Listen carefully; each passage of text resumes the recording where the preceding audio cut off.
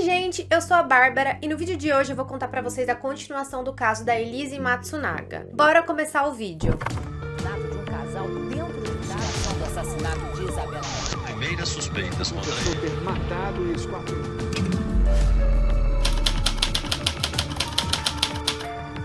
Então a gente parou no momento em que Elise descobriu que a mulher com que Marcos estava saindo era linda. Então ela ficou muito revoltada. Então a partir dali, as coisas tomaram um rumo muito macabro. No dia 19 de maio, Elise voltou de shoppingzinho para São Paulo. Marcos foi até o aeroporto e buscou ela e a filha. Em torno das 18h30, eles subiram o elevador até o apartamento. Tem um vídeo aqui deles subindo juntos.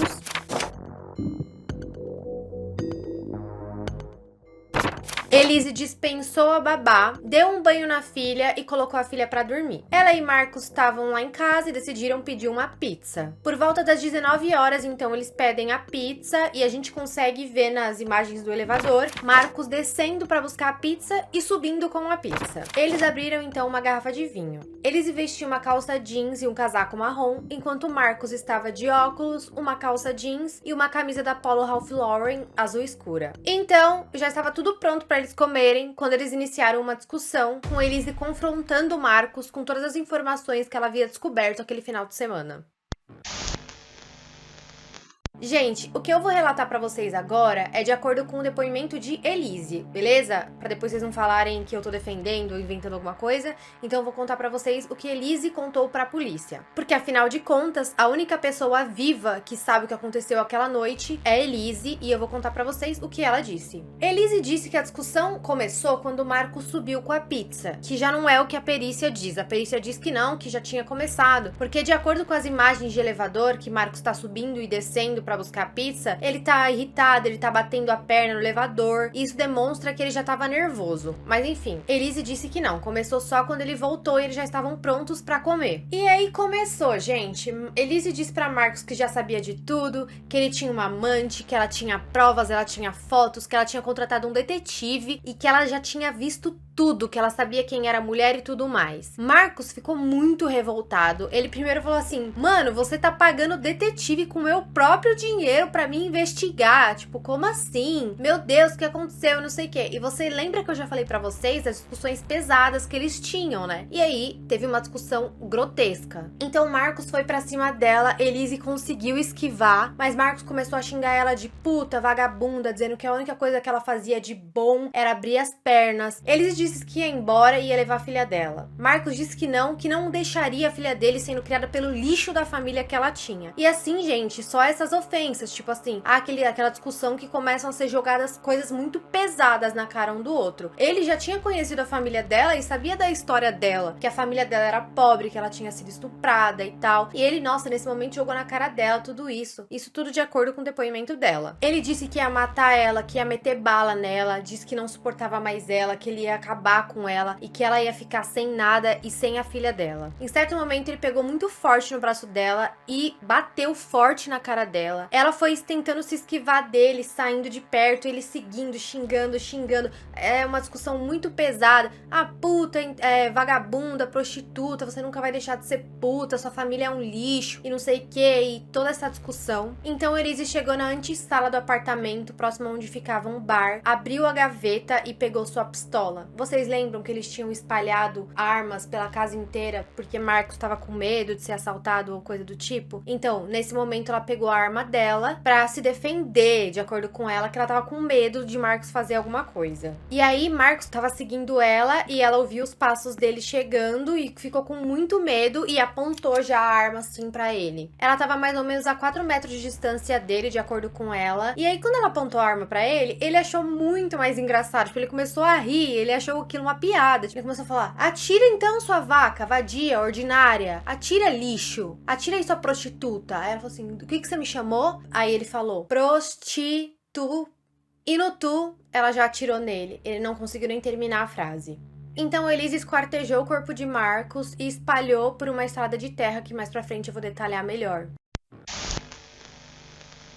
Marcos era bem próximo da sua mãe, eles se falavam todo dia. Então já no dia 21, isso tudo que eu falei pra vocês aconteceu no dia 19. Já no dia 21, a mãe de Marcos ficou preocupada, querendo falar com ele e não conseguia. Então Elise disse pra mãe dele que Marcos tinha saído de táxi de casa com uma mala de roupas e 20 mil reais. E na segunda-feira mesmo, ela foi até a casa da família de Marcos e disse tudo que ela tinha descoberto, que Marcos estava traindo ela, e mostrou, tipo, tudo que o detetive tinha mandado pra ela, as fotos e tal, e disse que Marcos tinha fugido por causa disso. Não fugido, mas abandonado ela por causa disso. Ainda assim, a família de Marcos não conseguia contato com ele e eles abriram um boletim de ocorrência. No dia 22, Elise pegou o computador de Marcos, entrou no e-mail dele e mandou um e-mail pra família de Marcos tranquilizando eles, sabe? Tipo, ela tentou fingir que era Marcos pra eles não procurarem mais. Poucas horas depois que isso aconteceu, na televisão da Atena mostrava que havia sido encontrada uma cabeça de uma pessoa asiática em uma estrada de terra em Cotia, São Paulo. Enquanto isso, Elise vivia normalmente.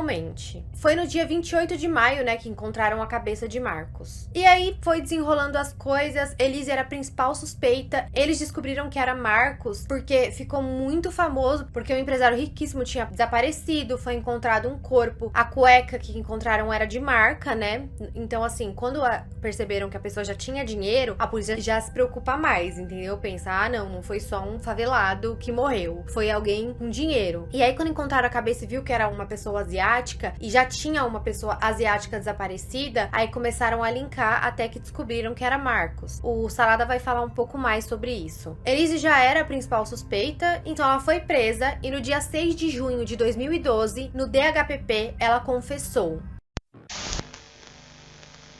Durante 8 horas e meia, mais ou menos, de depoimento, ela falou tudo que, em tese, teria acontecido aquela noite. E foi basicamente essa versão que eu já contei pra vocês, mas eu vou ler pra vocês agora, vou tentar ler falando, explicando pra vocês com mais detalhes. Ela disse que depois de atirar em Marcos, ele caiu no chão, e ela tirou 2 tapetes da sala e uma cadeira pra deixar o caminho livre pra ela arrastar Marcos até o quarto de hóspedes. Então ela pegou Marcos pelos braços e arrastou ele até o quarto de hóspedes, e nesse meio tempo ela parou 2 vezes pra descansar porque ele era pesado, ele pesava cerca de 90 quilos. Ela disse que pensou em ligar pra polícia pra contar o que tinha acontecido, mas quando passou pela cabeça dela que ela poderia ser presa e ficar longe da filha, ela decidiu prosseguir com o plano e esquartejar Marcos. Depois de deixar Marcos no quarto de hóspedes, ela foi até a lavanderia, pegou algumas coisas para limpar o chão, inclusive veja multiuso. Então ela limpou metodicamente o chão de madeira, tirou todo o sangue e massa encefálica que estava lá e fez uma limpeza perfeita. No dia seguinte, a babá chegou, Elise mandou ela pro andar de cima para ficar com a bebê, enquanto ela continuou no andar de baixo, onde tudo aconteceu. Então ela pediu pra babá não incomodar ela, que ela estava ocupada, e ela continuou os trabalhos para se livrar de Marcos. Então ela foi até a cozinha, pegou uma faca de cortar carne de aproximadamente 30 centímetros para esquartejar Marcos. Ela tirou primeiro a camisa e a calça de Marcos, deixando ele apenas de cueca. Depois, como ela já tinha experiência na profissão de enfermeira e também a experiência de desossar e esquartejar animais, ela começou um trabalho bem profissional, assim, de esquartejar os membros de Marcos. De acordo com ela, ela começou pelos joelhos, que tinha bastante cartilagem, aí depois ela cortou a perna aqui na altura da virilha, depois os braços e etc. Ela separou a cintura do tronco de uma forma muito metódica, assim. Tanto que o médico legista se espantou. Como ela não pegou nenhum órgão,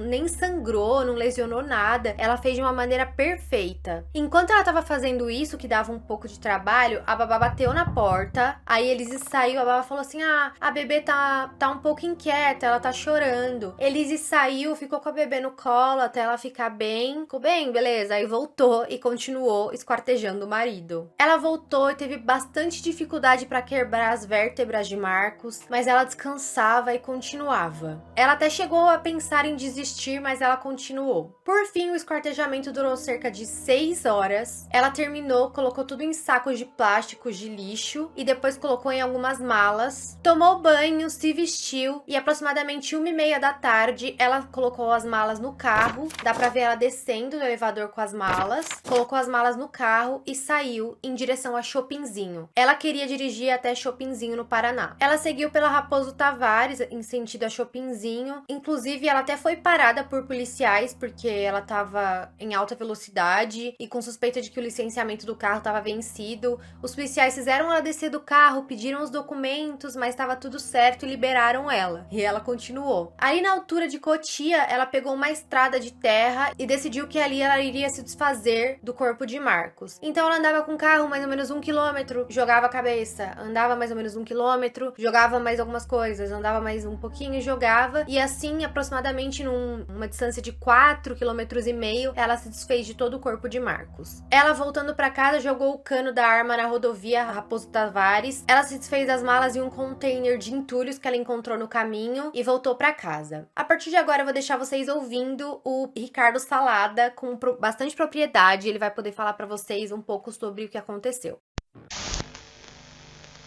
Então conta pra gente, a partir do momento que você recebeu esse chamado e como aconteceu no decorrer dos fatos. Bem, estava de plantão, na época no núcleo de crimes contra a pessoa, e minha chefe me liga no telefone, coisa atípica, né? E me perguntando se eu teria condições de fazer um luminol num caso que por enquanto estava sigiloso, que era do empresário que estava desaparecido. E eu falei, sem problema, eu passo lá na base, pego o material necessário e fazer o luminol, sem problema, sem dificuldade nenhuma, para desempenhar os trabalhos. Então, estava eu e a fotógrafa Thelma, né, minha colega, e nós fomos lá, pegamos o material necessário e nos dirigimos para o endereço, que seria o apartamento do Marcos Matsunaga. Então, até então, a gente estava à parte, né, sem conhecimento de nada do desaparecimento do empresário, o que estava acontecendo. A gente simplesmente foi para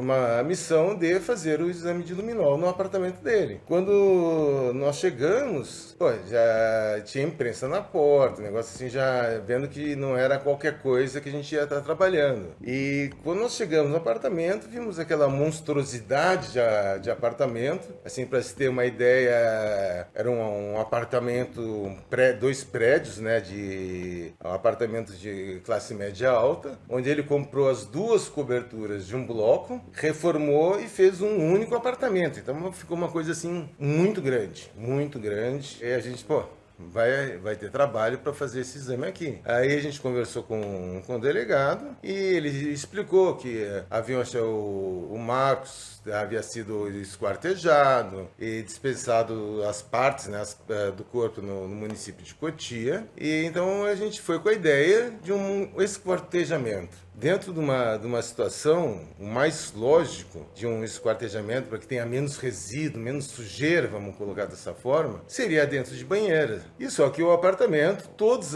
os dormitórios eram suítes, e todos eles com banheira. Então a gente começou, vai dar trabalho para conseguir. Então começamos a utilizar o luminol, começamos pela suíte do Marcos, onde tinha uma banheira maior, uma banheira com hidromassagem, que seria talvez um local mais propício, que tivesse menos resíduo, menos sujidade de sangue, que seria de uma forma mais fácil de ser limpo. E então nós começamos a aplicar luminol na parte superior da cobertura. Diante de todo o trabalho que foi feito, sempre dando negativo.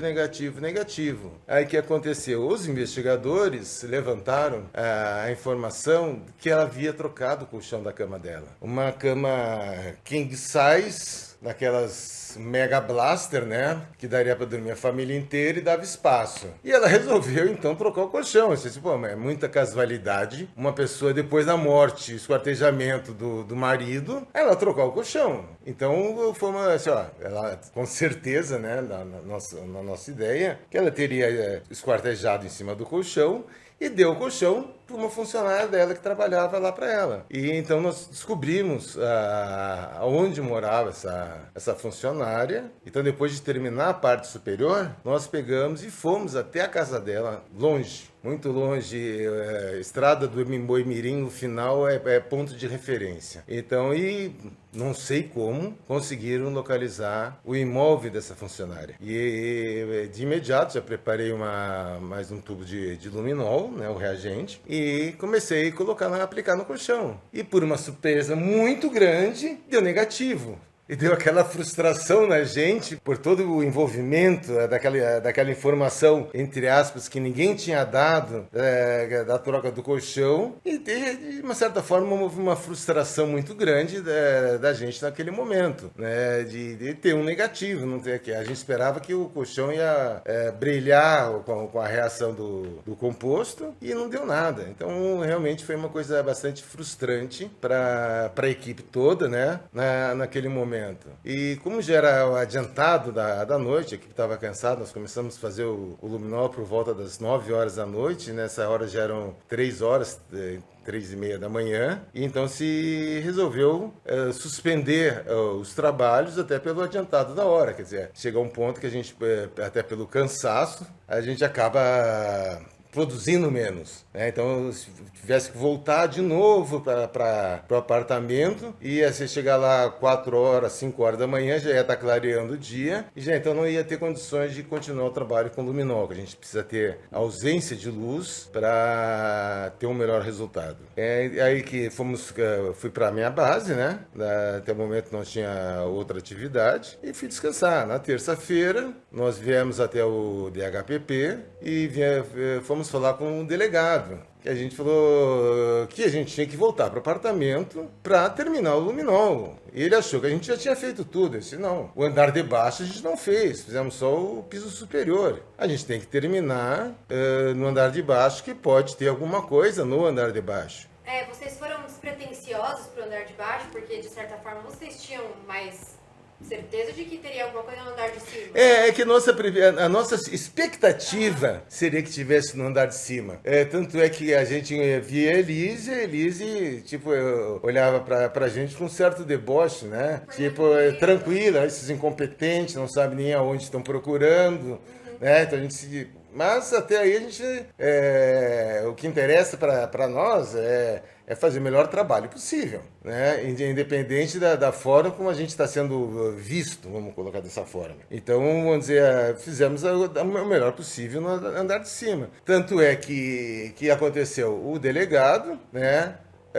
Entendendo a nossa solicitação de continuar o trabalho, né, no primeiro piso, chamou a Elise, que ela já estava com uma prisão temporária, pediu para os policiais irem buscar a Elise, né, a Elise, né, na delegacia, e conversou com ela de voltar para continuar o luminol. E o impacto dela realmente foi de falar, pô, mas vocês não fizeram isso ontem? Aí ele falou, não, no andar de baixo não foi feito.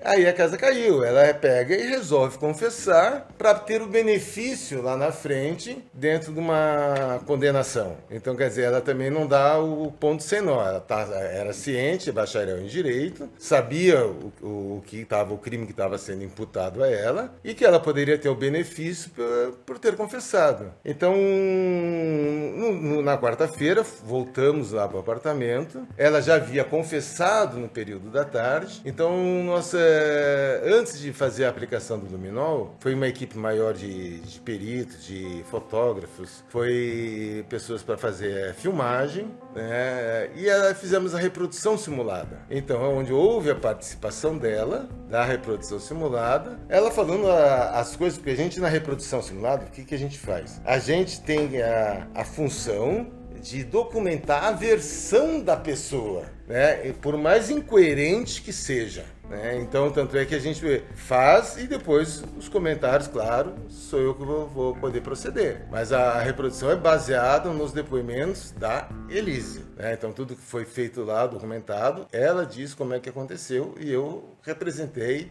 dentro da reprodução simulada, com policiais fazendo a vez do Marcos ou que o valha para fazer o trabalho. E depois, então, da reprodução simulada, eu fiz a aplicação do luminol, para ver até se a situação que ela está me narrando bate. E tinha muito sangue? É assim, você tem determinados tipos de suporte. Suporte é onde o resíduo está. Então, a gente vai em busca de manchas latentes. O que é? A mancha que está ali, mas os nossos olhos não veem. Então, chamadas manchas latentes. Para o sangue, eu uso o reagente luminol, ou tem o Blue Star, na época a gente trabalhava com o luminol, que ele reage com diversas substâncias que têm um metal. Então a hemoglobina no sangue tem ferro, ele reage com o ferro da hemoglobina, existe uma reação química que me dá uma leve fluorescência. Por isso que tem que ser feito à noite. Se está muita luz, eu posso não ver essa fluorescência. Então tem que ser feito à noite, apaga todas as luzes, fica tipo um nightclub, né? Tudo apagado, né? Mas é dessa forma que se trabalha com luminol. E durante a reprodução simulada, como ela agia? Ela estava calma? Porque ela estava indicando como ela matou o marido dela. Ela chorava? Não, ela permanecia calada, indiferente, né? Tanto é que foi uma coisa que foi uma situação bastante curiosa, que numa das situações, nós queríamos ver se ela teria capacidade de descer com tantas malas, que seria representando os pedaços do Marcos esquartejado, e colocar dentro do carro dela, naquele tempo que tinha no sistema, elevador e abertura do portão da garagem. Então a gente tinha um delta T, um tempo, né, que ela teria que fazer isso. Então nós pegamos conjuntos de mala e começamos a pegar mantimento, arroz, feijão, farinha, e para deixar uma mala pesada. E aí nós vimos uma caixa de madeira, porque acabou o arroz, não sei, que tinha os negócios, e fomos pegar uma caixa que era pesada. E aí ela se preocupou, aí ela se manifestou. Essa é a caixa que estava lá no canto?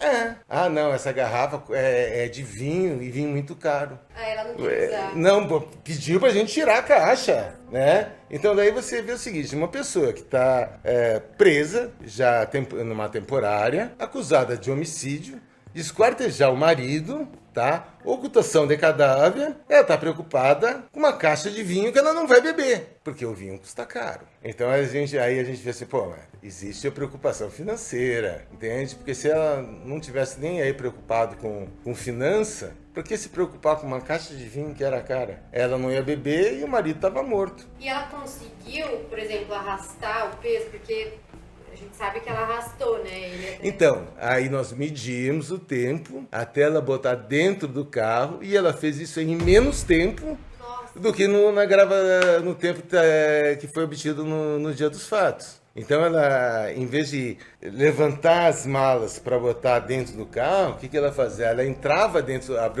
deslocou o carro, ela abriu a porta, ela entrava dentro do porta-mala e puxava. E ela conseguiu fazer isso aí com uma rapidez muito grande. Porque a gente imagina assim, pô, vou ter que pegar a mala e botar para dentro do carro. Não, ela puxava a mala de dentro do carro, ela no porta-malas. E ela conseguiu fazer isso, toda a manobra, né? Em menos tempo do que ela fez no dia dos fatos. Então, realmente, ela teria condições de fazer esta parte sozinha, sem a ajuda de ninguém, de fazer a guarda das malas. E depois a gente verificou a parte do depoimento dela, do arrastamento que ela fez com o Marcos, porque ela, como era um apartamento muito grande, ela arrastou da sala, passou um corredor onde tem o escritório, do dormitório, e foi até o fundo do corredor onde tinha um quarto de hóspedes. Tá, que era utilizado pela mãe, pela tia, quando ia lá. E levou então o Marcos para lá, onde ela disse que deixou o Marcos, e no dia seguinte, então, que ela fez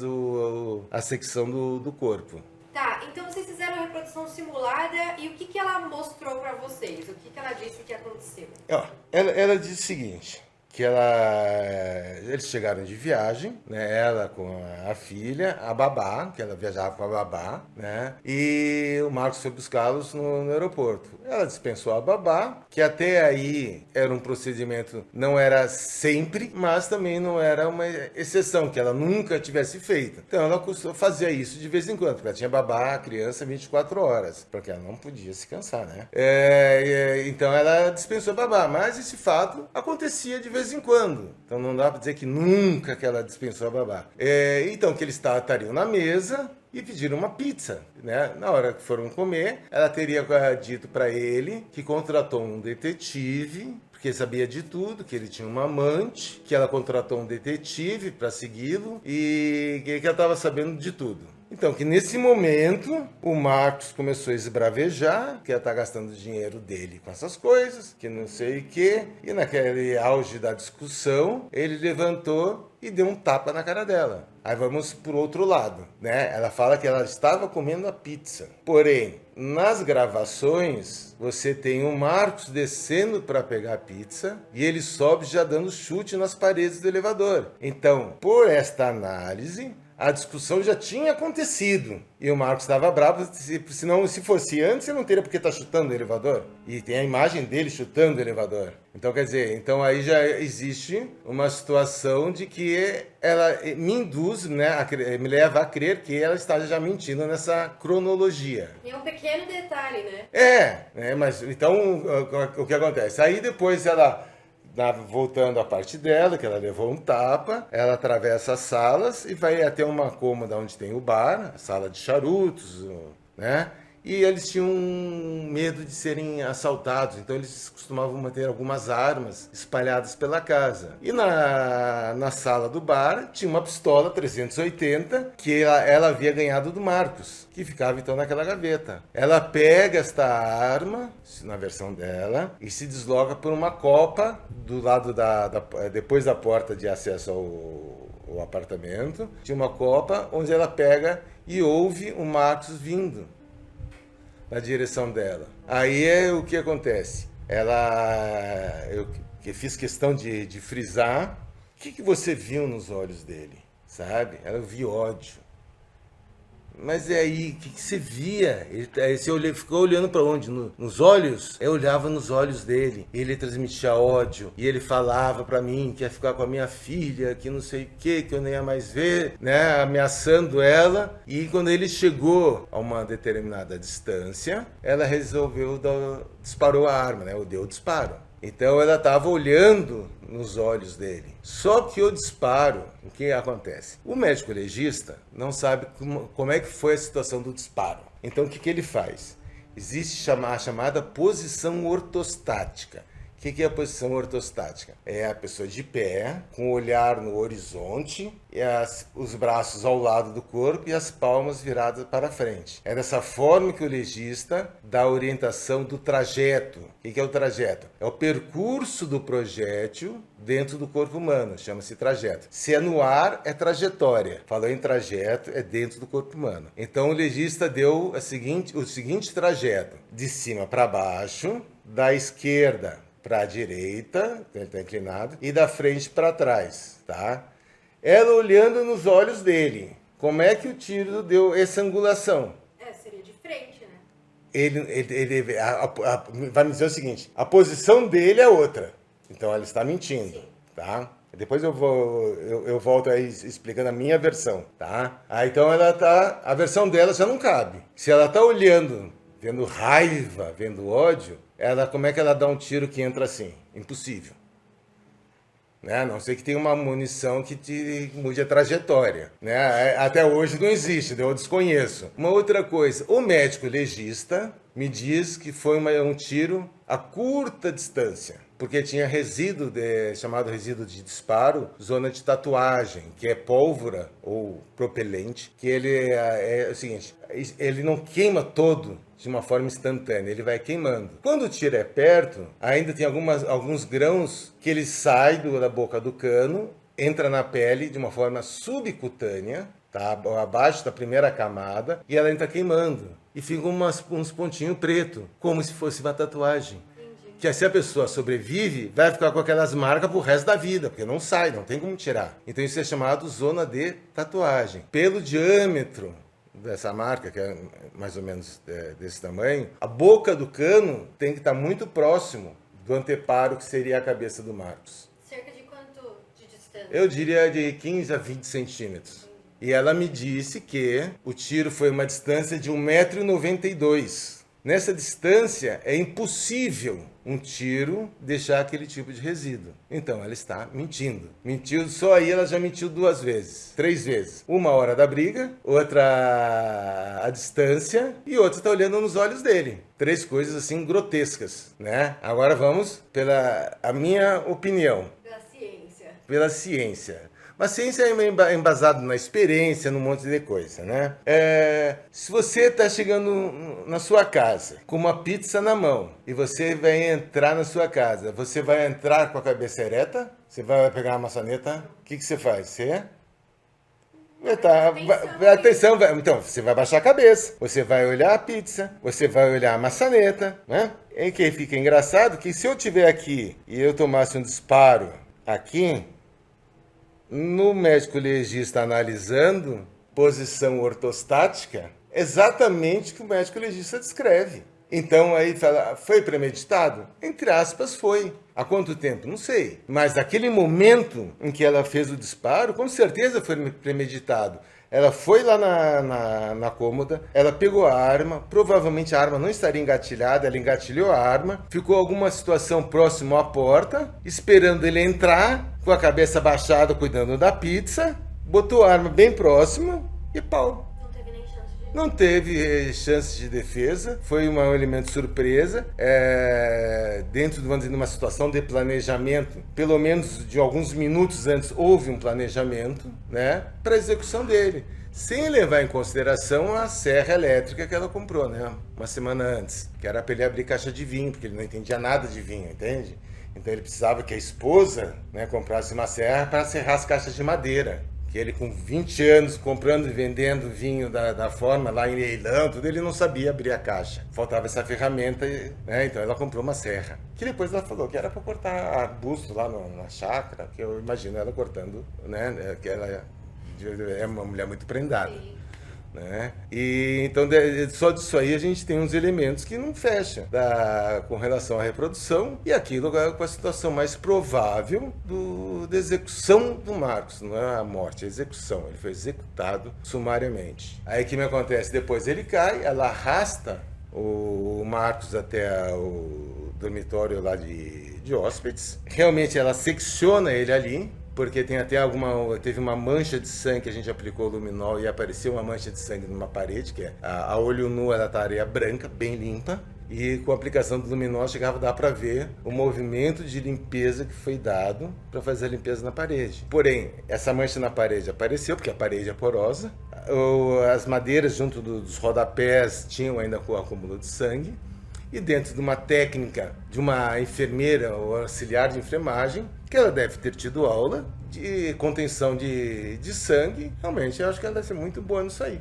Então eu acredito que ela conseguiu conter o máximo de sangue para sujar o mínimo possível o ambiente. Depois as partes que foram seccionadas, aí vamos botar aí pelo laudo do médico legista, né? Aí vamos para a habilitação de cada um. Médico legista, um médico novato, talvez 40 anos de profissão, né? Ele diz o seguinte, que os cortes realizados nos joelhos e na região abdominal foram realizados por uma pessoa que possuía conhecimento, que os cortes realizados nos membros superiores e no pescoço foram realizados por uma pessoa que não tinha conhecimento técnico. E ele diz no próprio laudo que esse esquartejamento foi realizado por pelo menos 2 pessoas. Então, por que pelo menos 2? Porque pode ter mais, entende? Pelo menos 2, um com conhecimento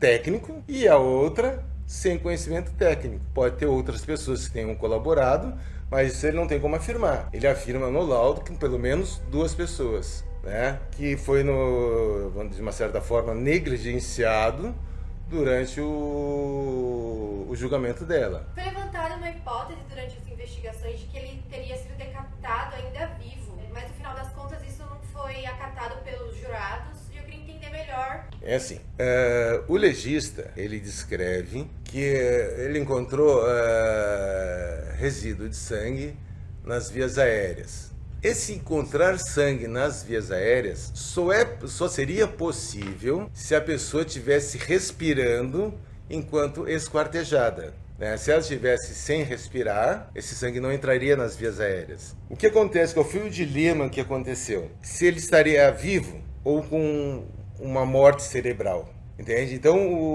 talvez tenha faltado para o médico legista, dentro da sua análise, dada a necropsia, o trajeto do projétil, se ele poderia estar vivo e inconsciente, ou ele estaria vivo e com uma morte cerebral, tecnicamente morto, né? Sem uma chance de recuperação. Então pode ter sido uma falha do médico legista não deixar isso aí tão claro. Então eles aventaram a possibilidade que ele já não estaria mais vivo da concepção, e sim com uma morte cerebral. Então que o degolamento, né, a decapitação, ele não teria sentido nada, porque ele já estaria com uma morte cerebral. Então não teria sido meio cruel, né? E essa teoria foi aceita pelos jurados. Então eles não aceitaram essa qualificadora. Então, se eles tivessem dado essa qualificadora, se o legista tivesse dado uma maior precisão nessa lesão do disparo da arma de fogo, ela poderia pegar até quase 30 anos. E ela pegou 19 e pouco, quase 20. Então, os jurados não aceitaram a qualificadora do meio cruel, né? Porque o legista, junto com o debate que teve com outros médicos, ele não conseguiu afirmar e deixar claro se ele estava simplesmente vivo e desacordado ou se ele estaria com uma morte cerebral, né? Se ele estaria com uma morte cerebral, realmente ele respirava, os órgãos funcionam, né? A cabeça já não funciona mais, mas os órgãos funcionam. O diafragma é um músculo que trabalha sozinho. O coração é um músculo que trabalha sozinho, né? Você não fica pensando, olha, tem que bater meu coração, né? Olha, tem que respirar. Você respira naturalmente, o coração bate naturalmente. Então aí daria uma morte cerebral, do cérebro, né? Que foi aceito pelos jurados. Então aí talvez o médico legista talvez devesse, dentro do exame dele, da necropsia, ter detalhado o que foi atingido e se ele estaria somente inconsciente ou com uma morte cerebral. Então daí essa presença do sangue das vias aéreas. Então, falando de julgamento, assim, dos jurados, você foi chamado para falar no julgamento. Eu queria saber, basicamente, o que o advogado de Elise queria fazer você entrar em contradição. É assim, quer ver? Nesse tipo de julgamento, como pessoas, vamos dizer, com um poder econômico mais forte, eles chegaram a contratar assistente técnico, um advogado que já foi perito criminal, para conversar comigo. Só que o que acontece? Essas perguntas eram umas perguntas fracas, porque ele queria saber por que eu usei o luminol ou não luz forense. Aí eu tenho que explicar, não para ele, porque espero que ele saiba, né? Para os jurados, que o suporte, o que eu ia analisar é um objeto escuro, que era o piso de madeira. A luz forense, o sangue com a luz forense, com ultravioleta, o que acontece? Ele me absorve essa luz, então ele fica mais escuro. Para eu conseguir documentar o mais escuro num piso escuro, vai ser difícil. Então a técnica mais indicada era o luminol. Então eu estou falando para esse advogado, assistente técnico, mas espero que ele saiba tudo isso que ele me perguntou, ele deve saber. Mas por a questão dos jurados, depois como é o funcionamento da arma? Era uma pistola, uma Embel de ação simples, né? Então fui demonstrar para os jurados qual era o procedimento, o funcionamento daquela pistola. E quiseram me fazer uma pegadinha com relação ao exame residográfico, porque eles pediram a exumação do corpo do Marcos e eles fizeram o teste mais preciso que existe de resíduo, de disparo, que é a coleta de material, porém é analisado no microscópio eletrônico. E ele me pergunta assim, por que no microscópio eletrônico, que foi feito o residográfico, deu negativo? E no olhar visual, vocês dão que foi positivo, né? Aí eu expliquei, simplesmente eu também estranharia se desse um positivo, porque quando foi feita a exumação, onde tinha o disparo não tinha mais pele, e o resíduo de disparo é subcutâneo, então ele fica um pouquinho abaixo da epiderme, ele não atravessa a derme, né, para ficar no osso o resíduo. Como uma tatuagem. Exatamente. Se você tem uma tatuagem na testa, arrancar a tua pele, deixar no osso, Vai sair. vai sair. Exatamente. Então, Só que, é claro, eles me fazem a pergunta, mas ele não me deu a foto para eu analisar, ele não me deu o laudo da exumação. É claro que eu vou para uma situação dessas, eu tenho acesso, eu sou parte que vou ser questionado, então eu tenho que ter acesso ao todo o processo.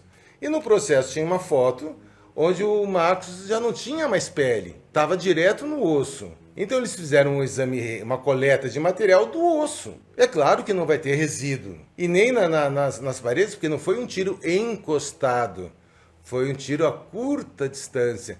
Então os resíduos ficam basicamente da uma forma externa da lesão. A pele comeu, os resíduos foram embora. Só que se eles quiseram me induzir a ficar nervoso, só que a gente tem que se preparar, porque sempre pode vir uma pergunta um pouco diferente. E o advogado, esse consultor técnico, ficou até bravo. Né? Pô, mas você teve acesso ao laudo? Claro. Eu só vou vir responder, você, advogado, tem acesso. Eu sou perito, eu não tenho acesso, né? Ao processo, que graça. Então foi uma pegadinha talvez a mais forte, que eles tentaram me deixar sem resposta, de uma certa forma constrangido, que é o que eles buscam desequilibrar a pessoa que está depondo, né? Porque na hora que você perdeu a tua postura, eles se deitam em cima de ti, você não sabe mais o que responder, entende? Aí eles não conseguiam, acabou. Pra te descredibilizar perante. Exatamente, não conseguiram nada com relação a isso. Entende? Talvez se fosse um perito aí mais novo, mais despreparado, podia ser que eles conseguissem bagunçar a cabeça dele. Agora, eu brinco, né? Eu já sou mais senil, né? Já tenho um pouquinho mais de bagagem, não tem como, né? Aí fica difícil.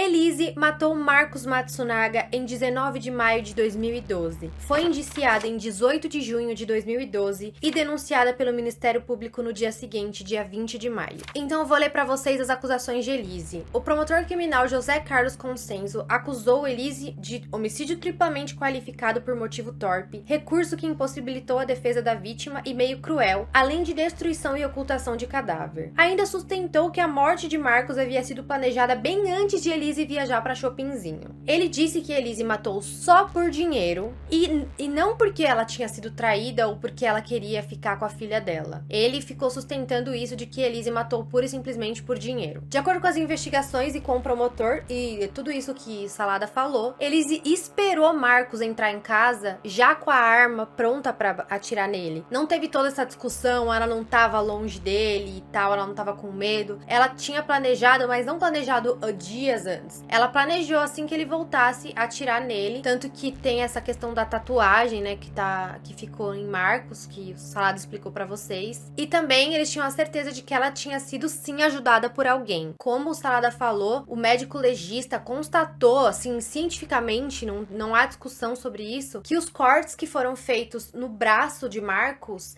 com certeza não eram de uma pessoa que tinha a habilidade de Elise. Os cortes feitos no restante do corpo estavam perfeitos com relação à medicina e tal, e alguns cortes não. Então isso deu certeza de que com certeza ela foi ajudada e até hoje a gente não sabe se foi e por quem. Elise foi ao tribunal de júri no dia 28 de novembro de 2016 e o júri dela durou 7 dias. Elise foi condenada a 19 anos e 11 meses e 1 dia, sendo 18 anos e 9 meses pelo homicídio e 1 ano e 2 meses pelo esquartejamento e ocultação de cadáver. Os jurados não entenderam que não teve motivo torpe e nem meio cruel. Aí tem aquela hipótese ainda, né, que Marcos estaria vivo quando foi esquartejado, que de certa forma a promotoria quis colocar como se tipo, ele estava vivo, ele ainda teria chance de estar vivo até hoje, e ele sentiu que estava sendo esquartejado, meu Deus, como ela foi cruel. Na verdade, foi meio que uma apelação da promotoria isso, porque ele estar vivo, ele ter respirado sangue, não quer dizer que ele sobreviveria ao tiro que ele levou, não quer dizer que ele sabia o que estava acontecendo, não quer dizer que ele estava consciente, ou que ele não já teria tido morte cerebral. Então foi uma apelação, assim, do promotor. Na sentença, o juiz classificou o crime como brutal e hediondo. Ele disse também que Elise era